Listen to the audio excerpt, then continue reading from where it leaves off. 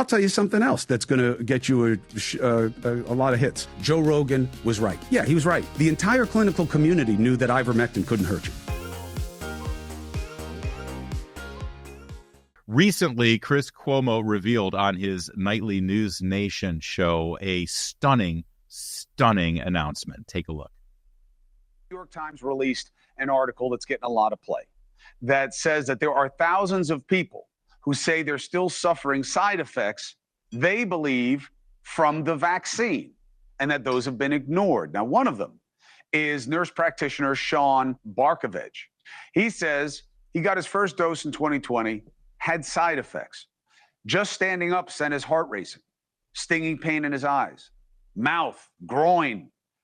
Those have gotten a little bit better, but he still has what they call tinnitus. That's a ringing in the ears. We know that vaccines can have unintended consequences, AKA side effects, but nobody's really talking about it because they're too afraid of blame and they just want it to go away. But the problem is people like Sean and me and millions of others who still have weird stuff with their blood work and their lives and their feelings, physically, are not going away. Did you catch that? He's talking about people who are feeling severe side effects, even in some cases injuries, thanks to the COVID-19 shot that was foisted upon so many of us. Did you hear, though, what he just revealed? People like Sean and other people like me. That's right. Chris Cuomo said on his show that he is suffering side effects. He is basically counted amongst what can only be described as the vaccine injured. Now, we've got more on this, but I want you to watch a little bit more of this segment because, maybe it took him to actually have to suffer from this thing, but he's one of the few broadcast journalists who's actually exploring this and interviewing a person who has felt very real injuries to the shot. Now, I'm glad that the news is getting out there. I'm sorry that it took him to have to actually experience it firsthand. Journalists don't actually have to feel directly impacted by a story to decide, oh, this is worthy of our attention now. But hey, at least it got out there. Watch a little bit more. Sean Barkovich joins us now. Sean, why do you believe it's the vaccine, and what has happened when you've tried to get clinical analysis of it or answers? Why do I believe this? It's not a belief, it's a fact. And as soon as I was injured, 15, 20 minutes of my first dose, I had numbness tingling up and down my injected arm that over days spread to my face and my eyes. I went to see a neurologist. He ran some tests. He's like, well, this is all new. We don't know much about it, but the hospital is going to mandate it. You should get a second dose. And everything in my medical mind and in my bones was telling me, no, if you have a reaction after something, don't do it again. But the pressure was immense. And then 3 weeks rolled around, I got a second dose. And after that, everything blew up. I went from being a healthy, 100% healthy, fully functioning nurse to in a complete downward spiral of health. I had a myriad of symptoms. Have you gotten any clarity from doctors or from the drug manufacturer putting out any information about what could happen as a side effect? No, as a research nurse practitioner and somebody who worked on vaccine research, I thought after I was injured, there would be people to help me. I'm like, I'm in New York City. I will have there will be medical people ready to help me. There must be interest to find out what happened or what went wrong with me. I reached out to my political representatives. I reached out to the NIH, the CDC, the FDA. I got no answers. No one wanted to touch it. I got token responses back or no response. In fact, Sean, again, he's a nurse, so he knows his way around medicine and what goes on here. Some would say nurses in some cases like this are even more knowledgeable firsthand than MDs.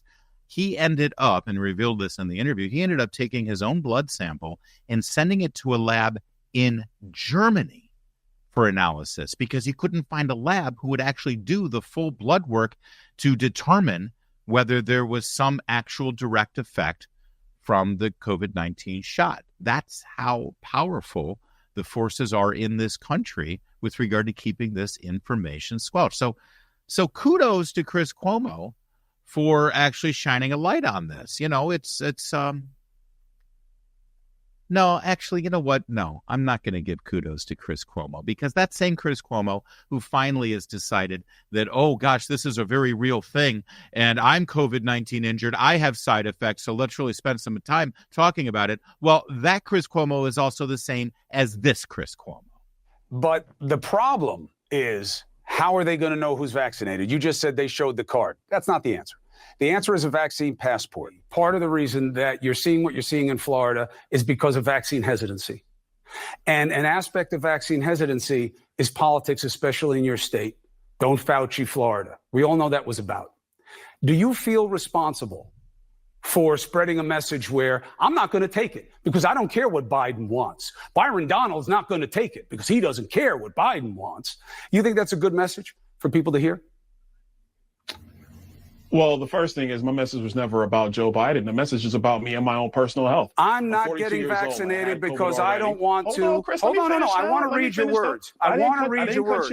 Byron, I know you don't get to cut me off. It's my show. But just not requiring their customers to wear masks anymore. The unvaccinated are still being encouraged to, but proof won't be required. See, it's easy to see who is wearing a mask, right? Because either you got it or you don't.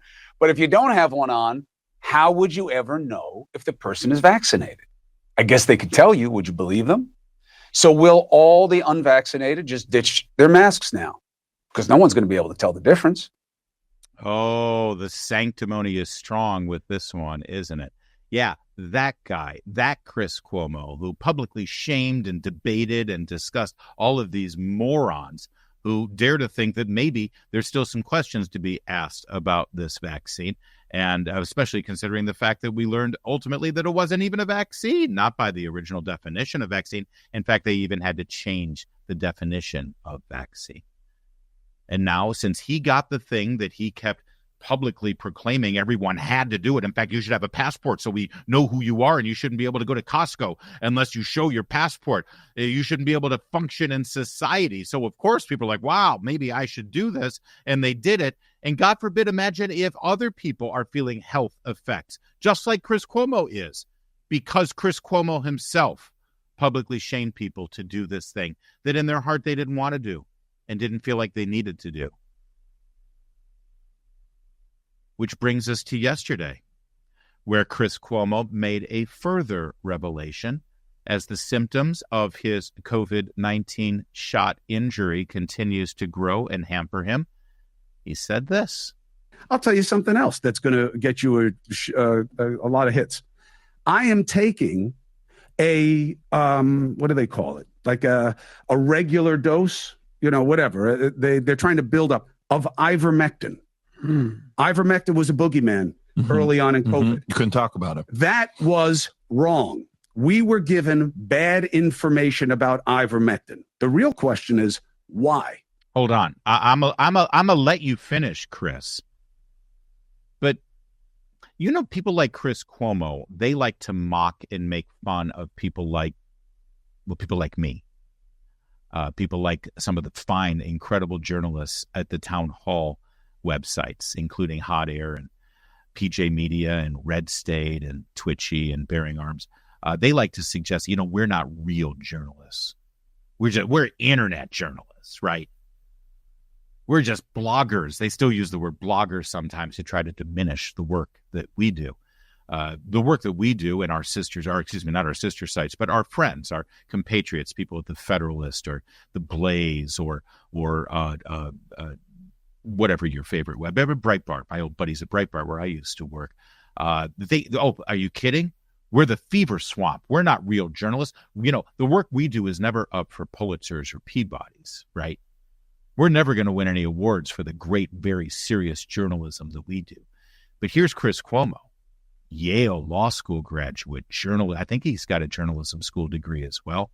ABC News, CNN, Now News Nation. He's the real journalist. And did you hear what he just said? Ivermectin was a boogeyman. We were lied to about it. Wait a minute. So in other words, he was told information by the government about ivermectin, and he just then repeated it on the air without checking it himself. I don't do that. I wouldn't do that. My colleagues at Town Hall wouldn't do that. That's called journalisming. That's what you're supposed to do. Wow. Hey, the government told us this, so we just broadcast it. He did more than just broadcast things about ivermectin. We'll get to that in a minute. We were lied to? No, Chris. This is on you. You're supposed to do research. I can tell you, as at the same time, the FDA and the Biden administration were mocking you for taking ivermectin. I had doctors on my radio show every single day in Washington, D.C., telling you that ivermectin was perfectly safe. And studies show that it might actually be quite effective against a virus like COVID-19. You were lied to, Chris. You participated in the lie. And boy, oh boy, now isn't it something that he himself is taking ivermectin? Everyone's going to say Joe Rogan was right. No, Joe Rogan was saying, yeah, he was right. But that's not what matters. What matters is the entire clinical community knew that ivermectin couldn't hurt you. They knew it, Patrick. I know they knew it. How do I know? Because now I'm doing nothing but talking to these clinicians who at the time were overwhelmed by COVID and they weren't saying anything. Not that they were hiding anything, but it's cheap. It's not owned by anybody. And it's used as an antimicrobial, antiviral in all of these different ways and has been for a long time. For malaria for over almost 20 years. Yeah. So, and my doctor, who's now my doctor, was using it during COVID on her family and on patients, and it was working for them.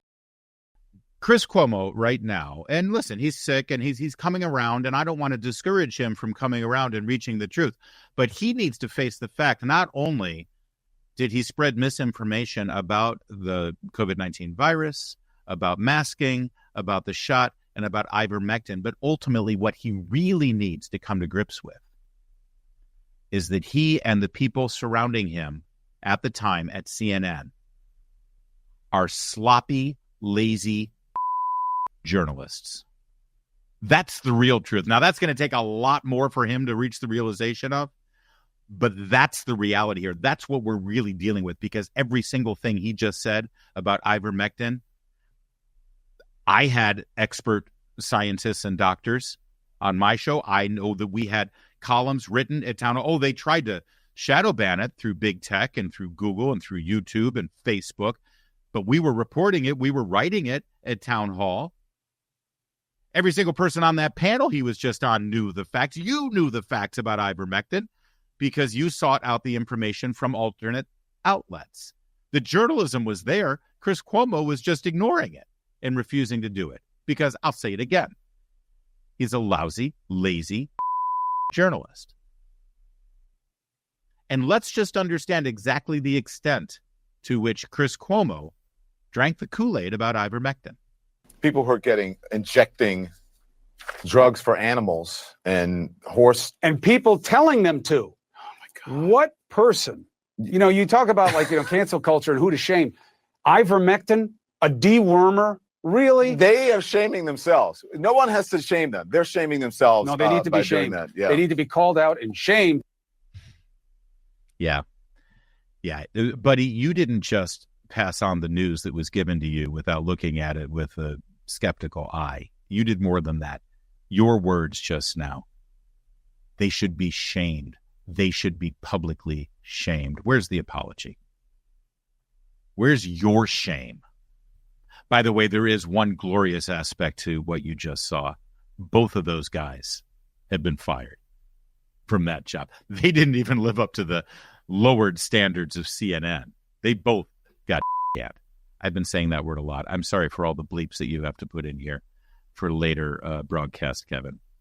Listen, I'd love to continue to blame CNN and Chris Cuomo and all the people who fed you misinformation. Honestly, they should be publicly shamed. They should be ridiculed. They should be lectured to, like I'm doing right now. But let's not forget who's really responsible here. Let's not forget, ultimately, who's really to blame.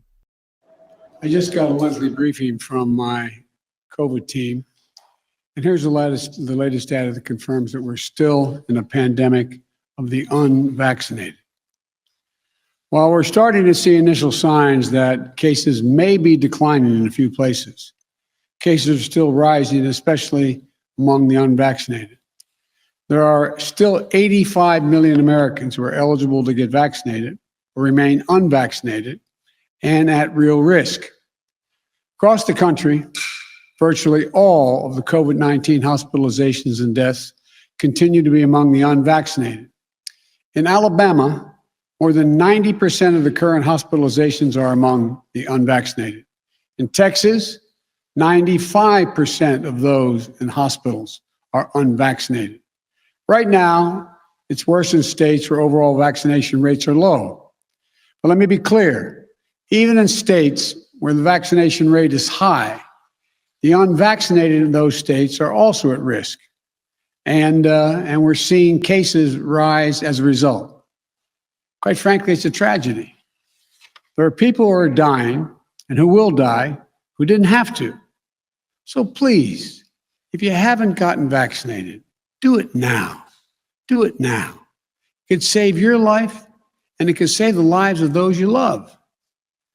And the good news is that more people are getting vaccinated.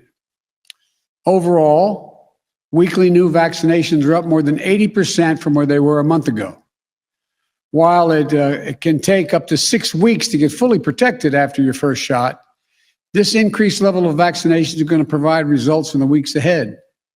Just remember, we have two key ways of protecting ourselves against COVID-19. One, safe, free, and effective vaccines. And two, masks.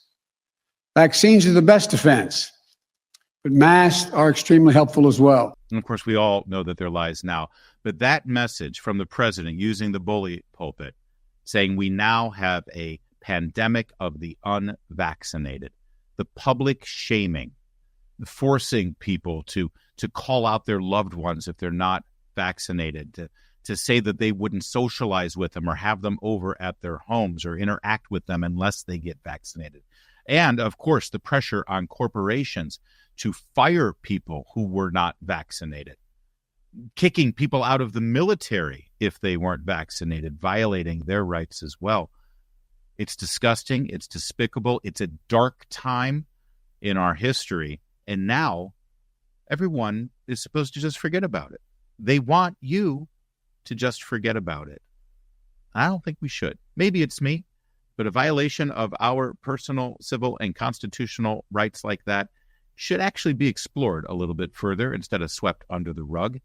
And if I were Donald Trump running for election this year, I would make that a center point of his campaign. I would say, listen, a lot of mistakes were made during the pandemic, and a lot of laws were violated, and a lot of rights were abused. And we need to come to terms with that. The Biden administration is never going to do it because they were the chief violators of it. But if you elect me, we're going to finally have a Warren Commission-style investigation into everything. And I'm calling right now on every agency to retain all of their records because my attorney general will spearhead that investigation. And if laws were violated, there will be criminal charges brought. I don't know about you, but a whole lot of people who are currently thinking of supporting Robert Kennedy Jr. instead of Trump, and they're not a lot, but there are some, I think they might like that kind of message.